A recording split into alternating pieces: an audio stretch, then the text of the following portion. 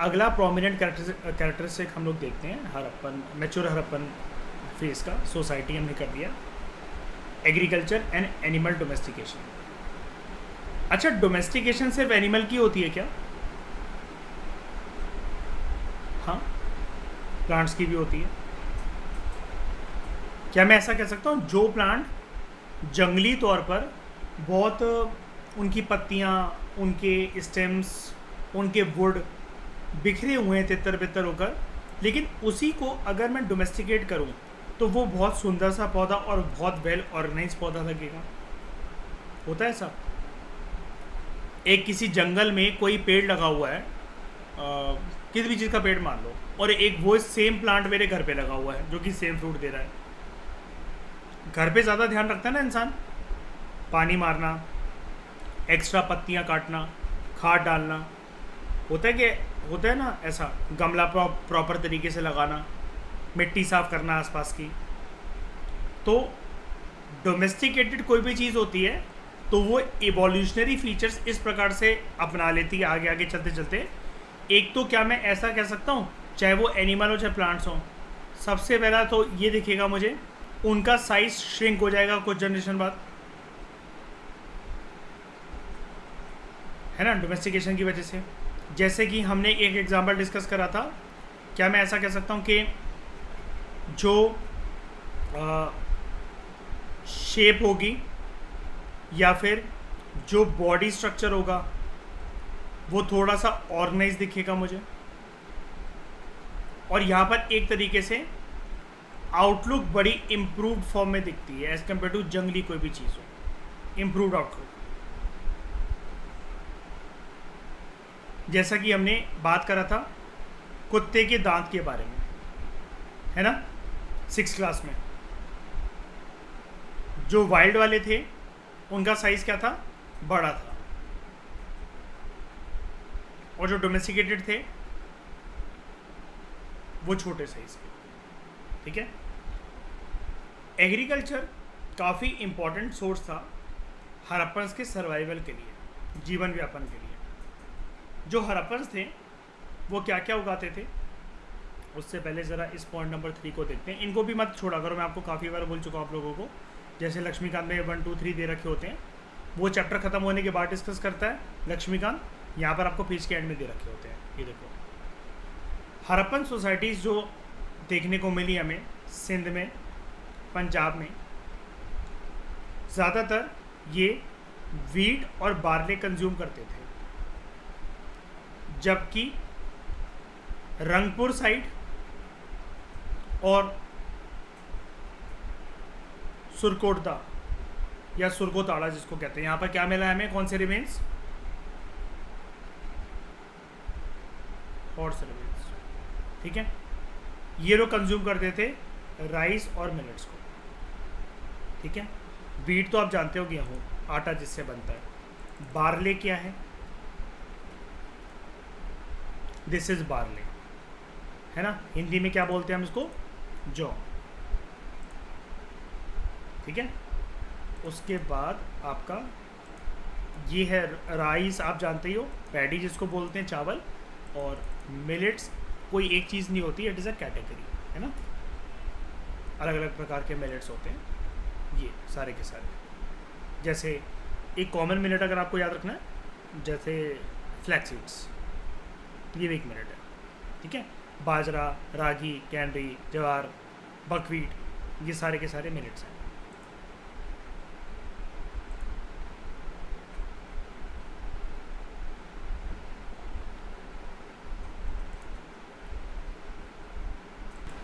तो Harappans grew wheat specially in Mehrgarh. ठीक है, बार्ले, बार्ले मैंने आपको दिखाया, जौ, हॉर्स ग्राम,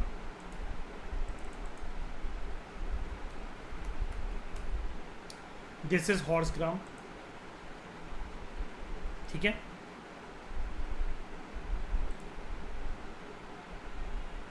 उसके बाद पीस, मटर आप जानते ही हो, मेलन, वाटरमेलन, तरबूजा, खरबूजा, सेसमे, दिस इज सेसमे। क्या होता है? तिल, है ना, काले तिल, सफ़ेद तिल। उसके बाद आपका हो गया डेट्स, खजूर है ना, खजूर कह लो, पिंड खजूर कह लो, एक ही बात होती है।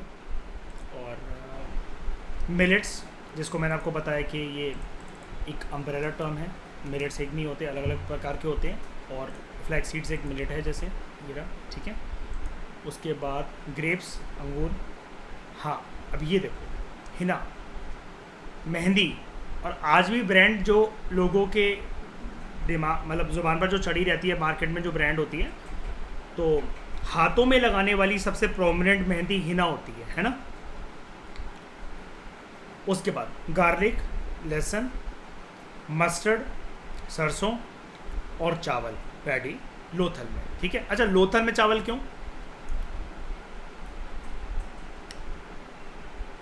ह्यूज अवेलेबिलिटी ऑफ वाटर और क्या, ठीक है। देखो, उगने को तो वहाँ पर भी उग सकते थे, इंडस और उसके आसपास के ट्रिब्यूटरीज में, बिल्कुल। अगर ये डाउट आ रहा है तो बिल्कुल लाजमी है वो आपका डाउट, लेकिन वहाँ पर ऑलरेडी चीज़ें ऑक्यूपाइड थी, इस वजह से ये मूव कर गए पानी के और सोर्स के थ्रू लोथल।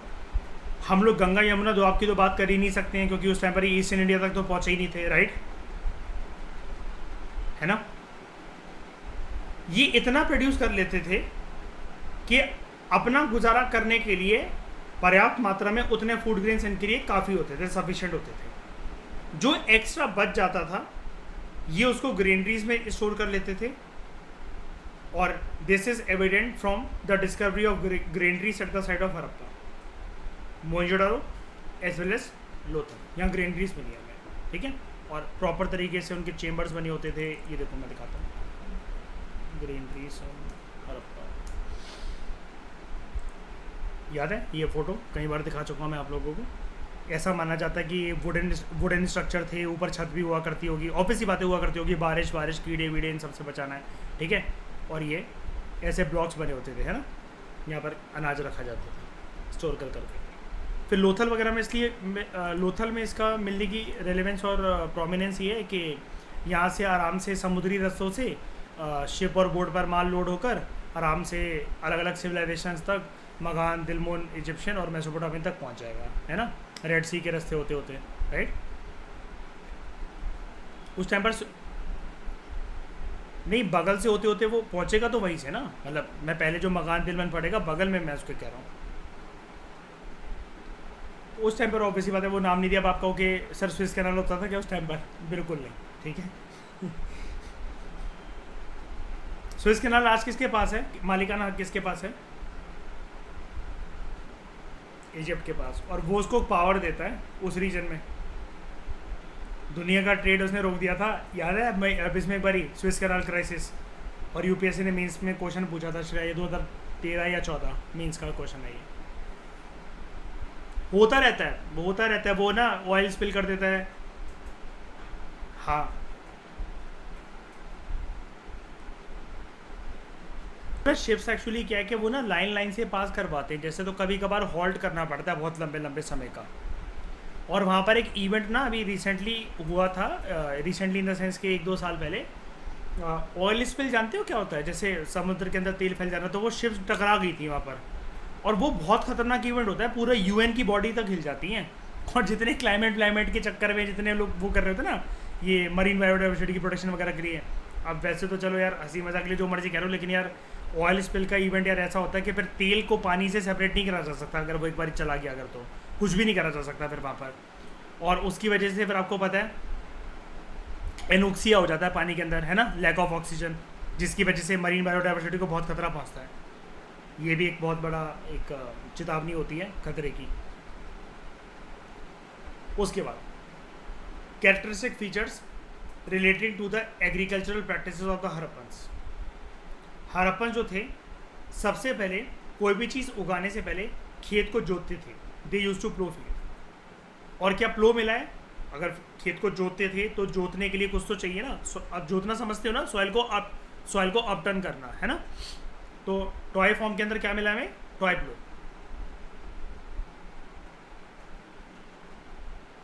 और क्यों नहीं सर्वाइव कर सका होगा? क्योंकि ओरिजिनल जो प्लो होता होगा वो किससे बना होता होगा? वुड से, और वुड टाइम के साथ साथ क्या हो जाती है, जल्दी डिकम्पोज हो जाती है, ठीक है, possibly with the help of wooden flow. और ये चीज़ें डिस्कवर करी गई हैं एट कालीबंगन। टेराकोटा मॉडल जो है वो उपलोक है, they have been founded Banawali and Bahawalpur. ये नई साइट है आपके लिए, बहावलपुर। इंडस प्लेन में जो लोग थे, हड़प्पन लोग थे, they sowed seeds in the flood plains in November. जब फ्लड वाटर थोड़ा सा कम होता था, ठीक है, receded, they reap their harvest of wheat and barley in April. अगली बाढ़ आने से पहले। बाढ़ क्यों आती थी यहाँ पर, इनको कैसे पता था कि बाढ़ आनी है इस मौसम में? बारिश वाले दिनों में आनी है वो तो समझ में आता है, लेकिन इनको ये मतलब बाढ़ आ क्यों रही है यहाँ पर? रीजन क्या है? रीजन है इंडस प्लेन। और इंडस प्लेन जो रीजन है, इसके अंदर रीजन क्या है फ्लड आने का? इंडस रीजन में क्या रीजन वर्क कर रहा है फ्लड आने का? Tributaries of Indus river system, है ना, काफ़ी ज़्यादा नोटोरियस है, पाथ भी बदल लेती थी कभी कभार हल्की फुल्की अपनी, और वो फ्लड प्लेन्स के आसपास के रीजन्स में फ्लडिंग करती थी, है ना।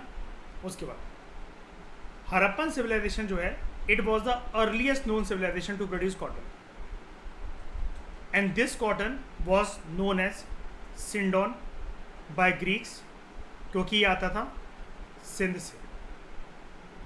और सिंध कहाँ पर है आज के समय में?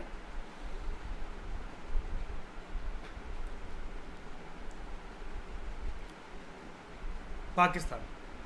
पंजाब का वो वाला साइड, थोड़ा सा उससे आगे जाके जो पाकिस्तान की साइड है। आपको पता है ना, पंजाब शरिया दोनों साइड है।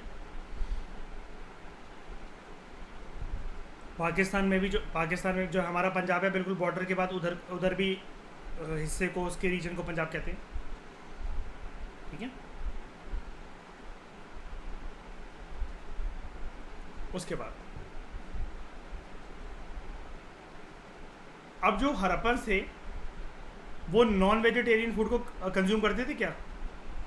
बिल्कुल, काफ़ी ज़्यादा। तो they exploited riverine and marine resources wherever possible. For example, fish eating was very common among the Harappans. जब इनको प्रोटीन रिच वाला फूड चाहिए होता था, जो लोग कोस्टल साइड्स में रहते थे हड़प्पन्स, लाइक गुजरात, ये लोग मोलस्क खाते थे।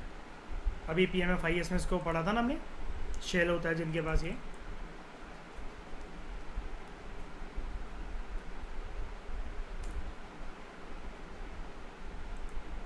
स्नेल्स वगैरह, ये सब सी फूड बेसिकली खाते। तो सी फूड आपको पता है, सी क्रिएचर्स में शेल तो होता ही है। ये शेल किससे बना होता है श्रेया? चिटिन, कैल्शियम कार्बोनेट, ठीक है।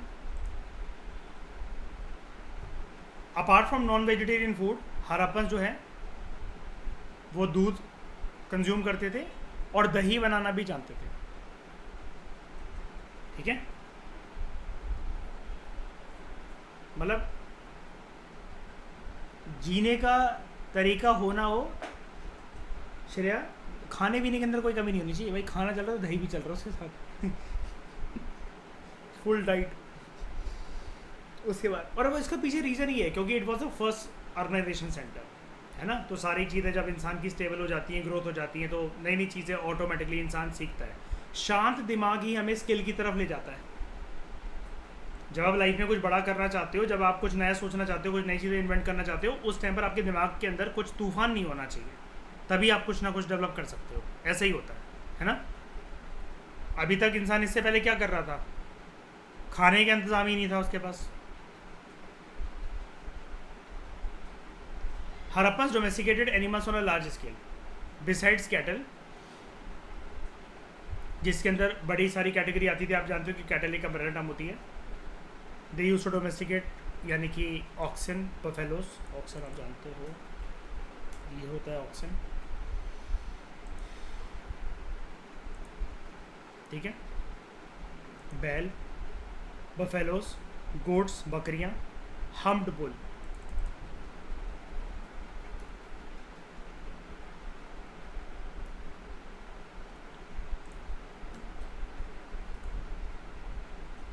इस प्रकार का एक टेराकोटा फिगरीन पाया गया है हड़प्पा में, इसको बोला जाता है हमटपुल। ये वाला, sorry, हमटपुल।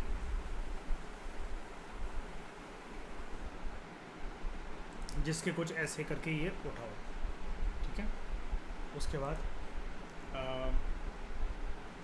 Sheeps, pigs, asses and camel.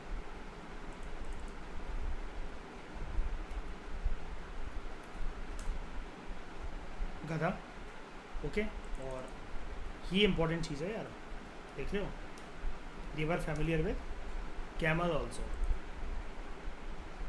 क्योंकि बड़ी सारी साइट्स कौन सी रीजन को कवर करती हैं यहाँ पर, डेजर्ट एरिया, जो कि मतलब बन रहा था उस टाइम पर, इतना भी नहीं था डेजर्ट, लेकिन राजस्थान वगैरह की साइड, ठीक है, सूखा एरियाज। आप उसको डेजर्ट ना कहकर ऐसा कह सकते हो, अच्छा वर्ड दूँ मैं आपको,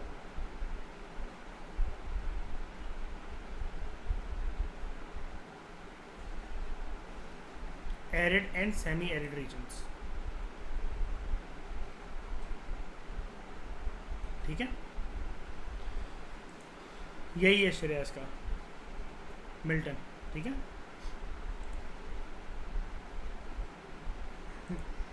उसके बाद Harappans domesticated animals on a large scale besides cattle, ये हमने सारा पढ़ा, oxen, buffaloes, goats, hump bull, sheeps, pigs, asses, camels. Cats and dogs were also domesticated. ये याद रखना श्रेया, इसमें डोमेस्टिकेटेड एनिमल्स की कैटेगरी की बात हो रही है, ठीक है। तो it is important to note and Harappan culture जो था, it was not horse centred. Horse centre मतलब घोड़ों का मेन उपयोग नहीं होता था, देख रहे हो, इसने ये नहीं बोला they were not familiar with horses, है ना। घोड़ों का मेन उपयोग नहीं होता था। देखो, घोड़ा ना कोई मार के खाता नहीं है जनरली, वो भी एक डोमेस्टिकेटेड वाली चीज़ ही होती है, बहुत मदद कर देता है ट्रैवलिंग करने में। भाई अगर आप इस गधे को, इस कैमल को सामान ढोने के लिए यूज़ होंगे ना, ये इन दोनों को इससे रिप्लेस कर दो, घोड़े से, आपका डिस्टेंस, ट्रैवलिंग टाइम, सब कुछ आधा हो गया, नहीं आधा हो गया, बताओ। लेकिन इट वॉज नॉट डोमेस्टिकेटेड। होता होगा, डिनाई कोई नहीं कर सकता, सुरको ताड़ा में मिलता है पक्का, सॉरी मुझे डोमेस्टिकेट नहीं बोलना चाहिए, होता होगा पक्का, मेन एनिमल नहीं था यहाँ पर, इसके ऊपर डिपेंडेंसी नहीं थी, ठीक है। जीवन व्यवसाय इस एनिमल के भरोसे नहीं था, बस ये चीज़ है। तो they were well acquainted with the elephant and rhinos, but horse was not use regularly, बस ये बता रहे हैं, ठीक है। और मैं आपको दिखा दूँ, मैं बड़े टाइम से आपको बता तो जा रहा हूँ, मैं आपको दिखा दूँ ज़रा, हॉर्स रिमेन्स इन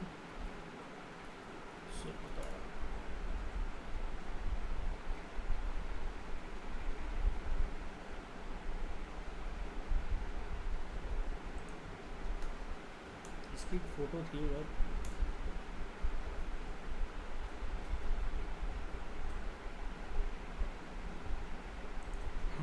ये हॉर्स बोन मिली है, ये नीचे देख रहे हो इसकी पैर इसके, और ये मतलब वेरीफाई कर लिया गया कि हॉर्स बोन है।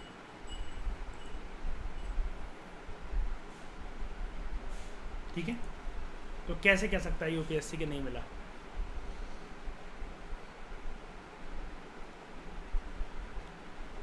एग्रीकल्चर हो गया, अब बात करते हैं इंडस्ट्रीज एंड क्राफ्ट्स की। श्रेया ये काफ़ी ज़्यादा हैंडी है, इसमें अगर ऑर्गेनाइज वे में जैसे नोट्स हमें चाहिए ना, अगर एक मीन्स का क्वेश्चन आ जाए कि comment on the agriculture and animal domestication in the during the life of Harappans, industries and crafts के ऊपर कमेंट करो, सोसाइटी के ऊपर कमेंट करो, टाउन प्लानिंग के ऊपर कमेंट करो, सब एक ही जगह पर है। तो इस प्रकार की हेडिंग यूज़ करके बाकी जितनी जगह से हमें इन्फॉर्मेशन जैसे पकड़ी हुई है वो हम यहीं लाकर ढूंढ सकते हैं, समझ गए। इंडस्ट्रीज एंड क्राफ्ट्स के बारे में बात करते हैं। हड़प्पन्स की अच्छी खासी मास्टरी स्किल्स थी in terms of arts and craft. इनके मेजर जो क्राफ्ट के आइटम्स होते थे, it included bead and ornament making, shell bangle making, ivory carving, metal working. और आइवरी क्या होता है? किसका दांत? हाथी, हाथी का दांत, एलिफेंट से जो बनता है। तो they refined the art of bead making, और ये बीड्स और ऑर्नामेंट्स को बनाते थे आउट ऑफ शेल,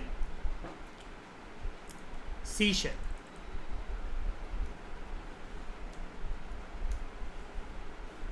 शंख वगैरह ये जो होता है। और मैं आपको शेल की बीड्स दिखाता हूँ ज़रा। शेल की बीड्स ना इस प्रकार की होती हैं, ठीक है, कौड़ियाँ जिसको कहते हैं ये। और शेल बीड्स हरप्पन्स, ये है एक्चुअली वो ज्वेलरी।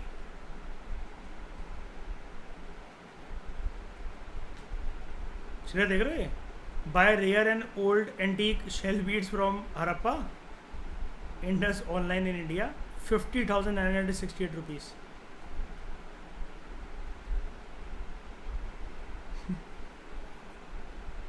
ले लो श्रेया, शादी में पहनना। 50,000 की ज्वेलरी, बाराती की नहीं देखेगी 50,000 की है। कहेंगे ट्राइबल होंगे घर वाले शायद से। परंपरा के अनुसार पहनाया हुआ है, ठीक है। शेल और कार्निलाइन, कौन से कलर का स्टोन होता है? Red stone. हमने ग्रीन भी जान लिया, ग्रीन का नाम याद है? कल पढ़ा था, क्या नाम है बताओ जल्दी? जेड, वेरी गुड, ठीक है। इससे बनाते थे, एक तो कार्निलाइन हो गया आपका, और जैस्पर,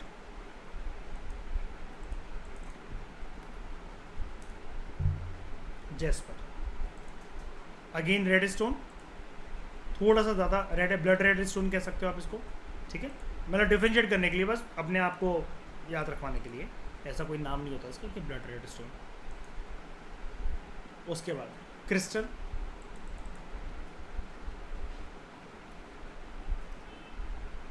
फोटोज़ अच्छे से वर्क करती हैं, पता है, तभी तो आप ये बता पाते हो कि कार्निलाइन कौन से कलर का है कि क्या है। वो फोटोज़ देखी हुई हैं आपने, इस वजह से। स्टीएटाइट,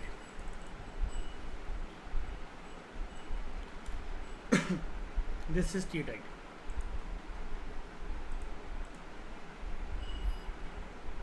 उसके बाद है आपका metals like copper, bronze, gold and terracotta in innumerable design and decoration. मतलब ये मेटल की बात ये यहाँ तक कह रहा है, कॉपर, ब्रॉन्ज, गोल्ड, ठीक है, और टेराकोटा, अलग अलग डिज़ाइन के, अनगिनत डिज़ाइन के, और अलग अलग तरीके से डेकोरेट हुए। इनमें से क्या चीज़ नेचुरली मिलेगी? गोल्ड मिलेगा नेचुरली, कॉपर मिलेगा, ब्रॉन्ज नहीं, कॉपर के साथ क्या मिक्स करना पड़ेगा? टिन। ये मेटल की लिस्ट अधूरी है, देखो टिन नहीं लिखा है इन्होंने, टिन भी तो मिलता तभी तो बनेगा ब्रॉन्ज। और भी होते हैं मेटल्स, मतलब इन्होंने बहुत कम दे रखे हैं, बहुत सारे मेटल्स होते हैं। मैं तो देखो एक गेम खेलता हूँ, क्या मुझे कुछ मेंस में तो लिखना नहीं है, कुछ भी आए भाई, आयरन नहीं मिलता था, बाकी सारे मेटल मिलते थे, सारे ऑप्शन ठीक है बाकी, ठीक है। उसके बाद bead maker shops have been excavated at Chanhudaro and Lothal. Lothal में तो मैंने आपको बताया मेन थी, है ना, सबसे बड़ी फैक्ट्री। उसके बाद अच्छा, लोथल में पता कैसे लगा ये, मतलब या चाहनुडारो में? क्योंकि ये आधी अधूरी बीड, याद है हमने 12th में पढ़ा था इसमें कि आधी अधूरी बीड या फिर कुछ कुछ बीड्स उनके रिमेन्स मिले हैं।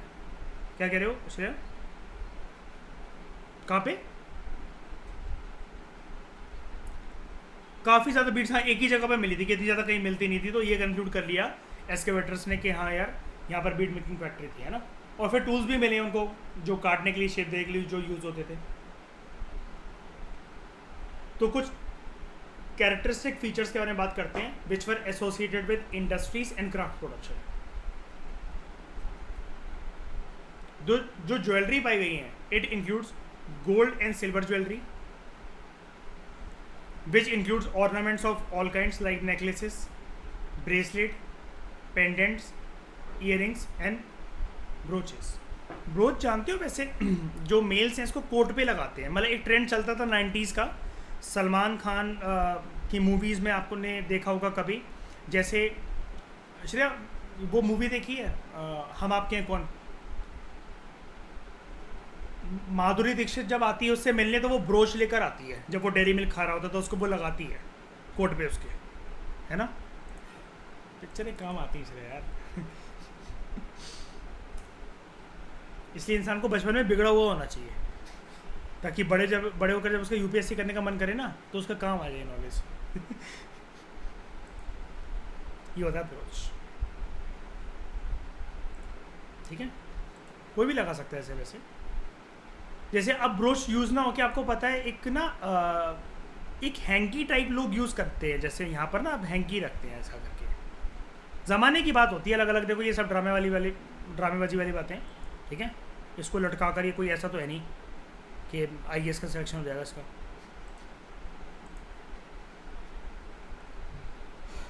तो फॉर इंस्टेंस एट अलादीनो, नई साइट,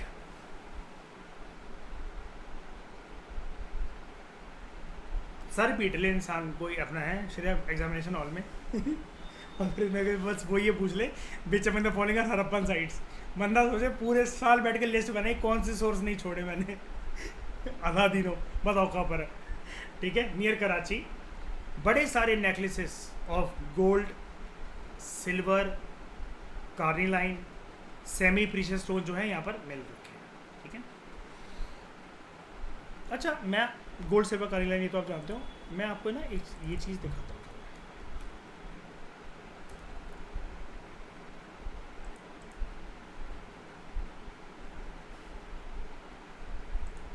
ये देखो, आप ना आज ये सीखो कि सेमी प्रीशियस स्टोन होते क्या। सेमी प्रीशियस स्टोन ना एक प्रकार के जेमस्टोन होते हैं। ठीक है, इनको कहा जाता है, इसकी बहुत बड़ी लिस्ट होती है, बहुत बड़ी लिस्ट। इसलिए आपको जब आप इसको सर्च मारोगे ना तो कोई एक नहीं मिलेगा। ये बेसिकली क्या है, समुद्र के आसपास मिलने वाले जो रंग बिरंगे पत्थर होते हैं, जैसे कई लोग इसको, आप पता होगा बिस्मिल शरिया फिश टैंक में डाल देते हैं इसको नीचे, है ना? पहले पत्थर बिछाते हैं फिर पानी डालते हैं, यही होते हैं सेमी प्रीशियस स्टोन। अब ऐसा मत समझना कि आधे प्रीशियस होते हैं वो होते हैं, अरे भाई नाम है उसका, कैटेगराइजेशन है उसकी। कई लोग पूछते हैं कि ये ज़्यादा प्रीशियस नहीं होते क्या? देखो बात तो ये भी सही है कि ज़्यादा प्रीशियस नहीं होते गोल्ड सिल्वर और कार्निलाइन के कंपैरिजन में, जो कि वो मिल रहे हैं वो एक ही वैरायटी की मिल रहा है। अब यहाँ पर क्या है, ये सेमी प्रीशियस है क्योंकि इनका कोई ठोस रंग रूप नहीं है। अगर आपके हाथ श्रेया ये वाला पत्थर लग गया ना तो ज़रूरी नहीं है कि कुदरत ने कभी ऐसा एक सेम पत्थर बनाया होगा।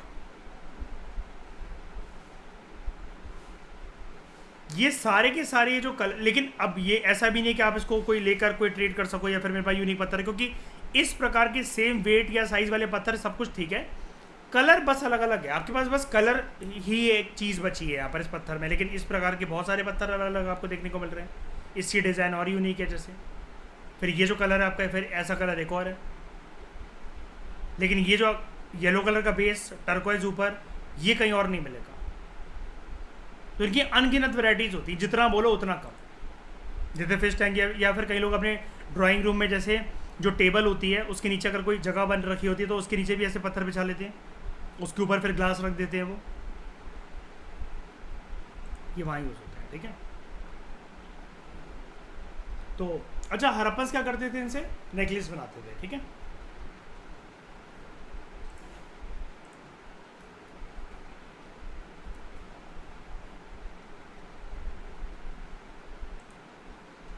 कुछ ऐसे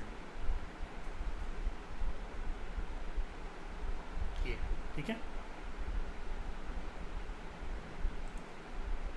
Harappan people love to decorate themselves, और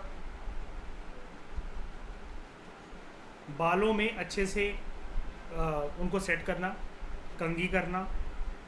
कॉम्ड हेयर का कंसेप्ट आपको पता ही है ना, किस में प्री स्किंग में देखने को मिलता है क्या? ठीक है, और उसमें लेडीज़ का कैसे कह सकते हो कि होता होगा कॉम्ड हेयर का कंसेप्ट या हेयर ड्रेसिंग। वेरी गुड, उसने क्या बना रखा है, पीछे बर्न बना रखा होता है, जुड़ा है ना। By both man and women is evident from figurines found at different sides. तो मेल के लिए लिख देना एक टेराकोटा प्री स्किंग, और विमेन के लिए ब्रॉन्ज डांसिंग गर्ल। ठीक है, जब रिवीजन करोगे ना इसकी इंटेंस तरीके से, तो श्रेया फिर एक एनालिसिस अपने आप को भी चैलेंज करते हुए करा करना कि भाई ये जो बोल रहा है, क्या मैं साइट्स को रिकॉल कर पा रही हूँ, क्या मैं उस ऑब्जेक्ट को रिकॉल कर पा रही हूँ। कुछ तो सोच समझ के बोल ही रहा होगा ना, इसका कोई तो एविडेंस होगा ना, क्या वो एविडेंस मैंने पढ़ा है। ठीक है, वो लेकिन वो एबिलिटी तभी डेवलप हो सकती है मल्टीपल रिविजन से, किसी भी सब्जेक्ट की। मतलब ये तो मैं हरप्पा की बात नहीं कर रहा, किसी भी सब्जेक्ट की बात मैं कर रहा हूँ कि क्रॉस कनेक्शन जो एनालिसिस होती है वो मल्टीपल रिवीजन से ही आती है, वो दिमाग से नहीं आती कि मैं कितना होशियार, मैं कितना डबर, ऐसा नहीं होता।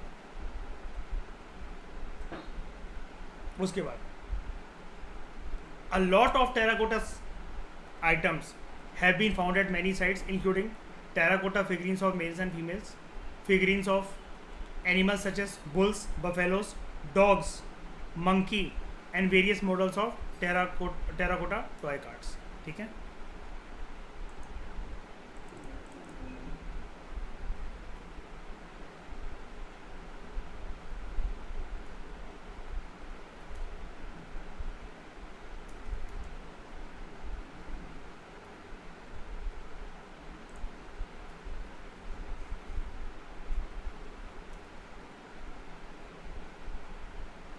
इनको माना जाता है as terracotta dolls.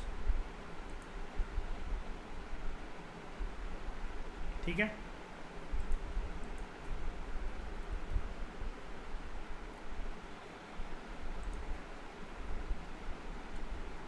Monkey,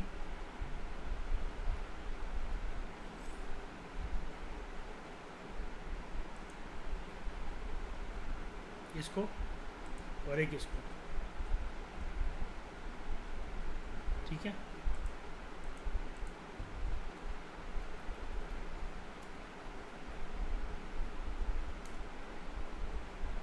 squirrel,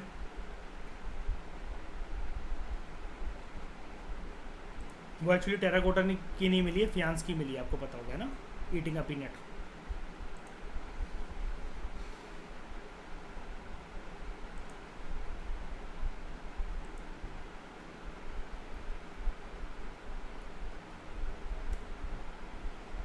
buffalo,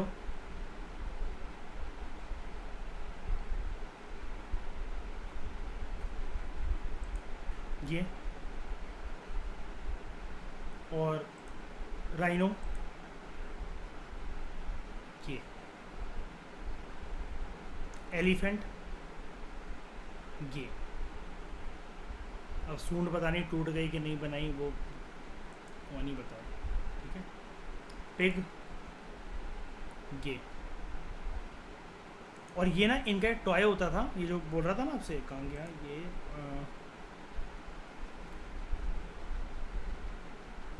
various models of terracotta toys. ठीक है,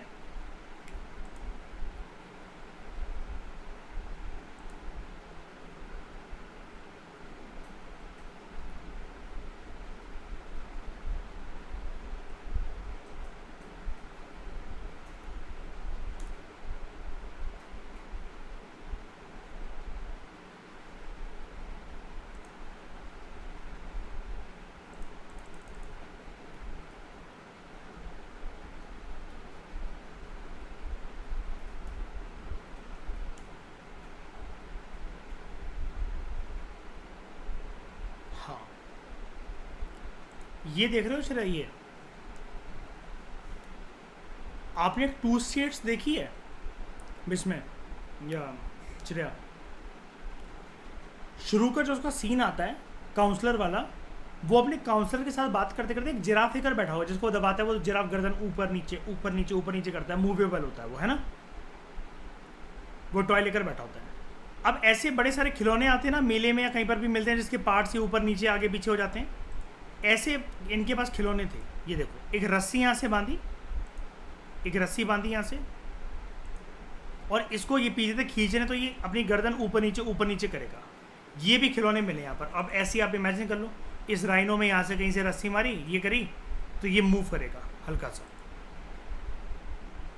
ऐसे। ये तो हालांकि टूटा हुआ है, लेकिन बस आप इसको इमेजिन कर लो, ये सही है।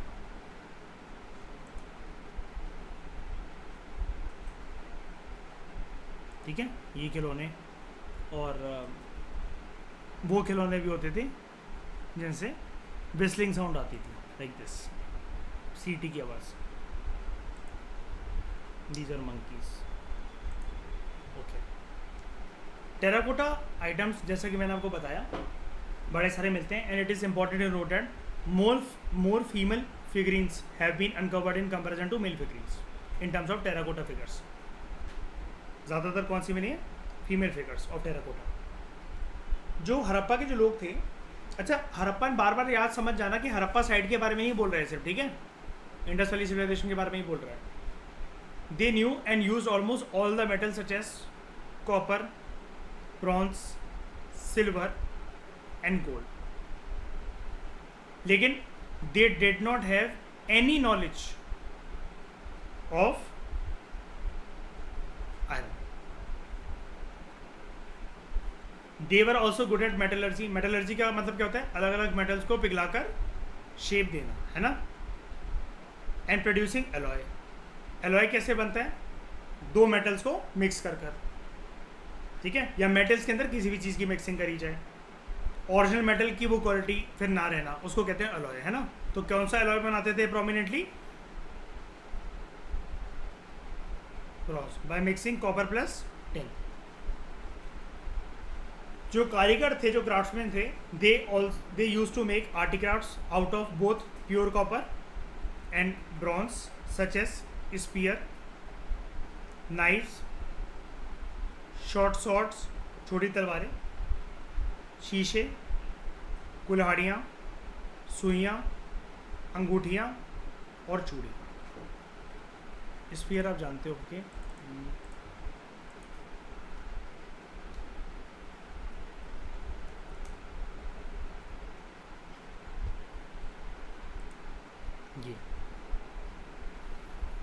ये किससे बना हुआ दिख रहा है आपको? कॉपर से।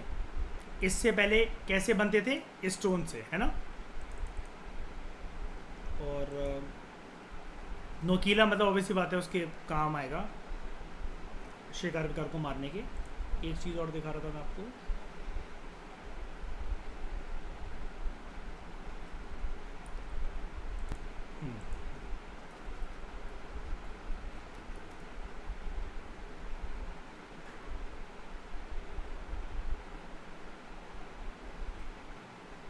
छोटी साइज की तलवारें।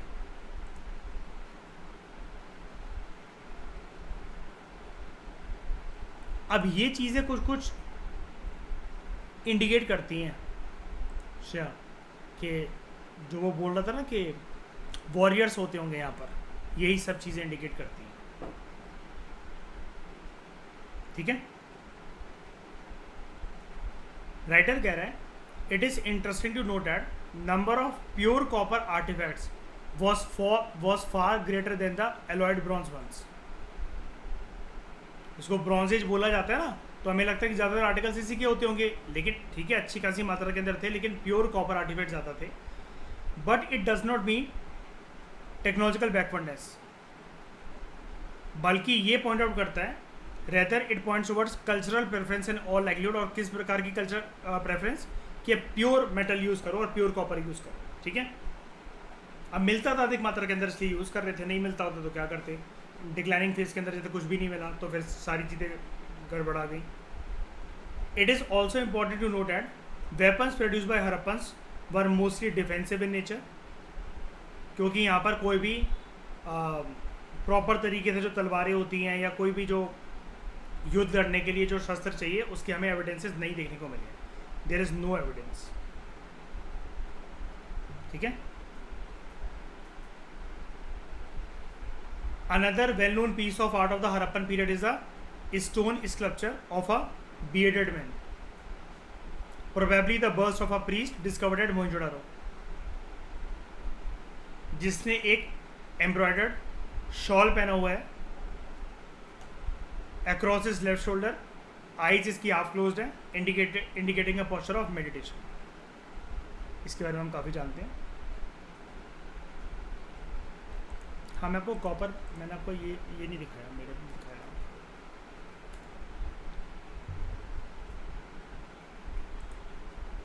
ये कॉपर मिनर, और कॉपर से बड़ी सारी धातुएं बनाते थे, कॉपर मिनर, कॉपर प्लेट। ठीक है। और ये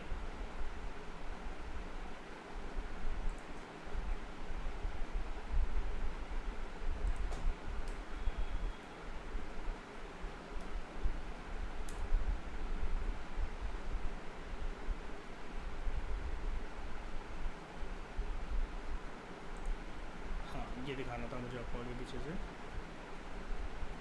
शॉल पहन रखी है, राइट हैंड से नीचे से जा रही है, लेफ्ट शोल्डर पे ऊपर ढकी हुई है, ट्रीफॉल पैटर्न है, हेड मान रखा है जो कि पूरा पीछे से आ रहा है, हेयर कॉम्ड है, बियर्ड भी कॉम्ड है, प्रॉपर शेप है बियर्ड की, हाफ मेडिटेटिंग आइज, आमलेट है, और which indicates a half meditating eyes indicates a posture of meditation, बस। और पूरा इसका फिगर ऐसे मान जाता है कि यही रूलर होगा, यही लीडर होगा।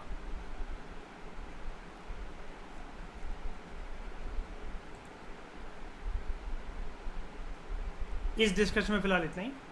Thank you very much for discussion.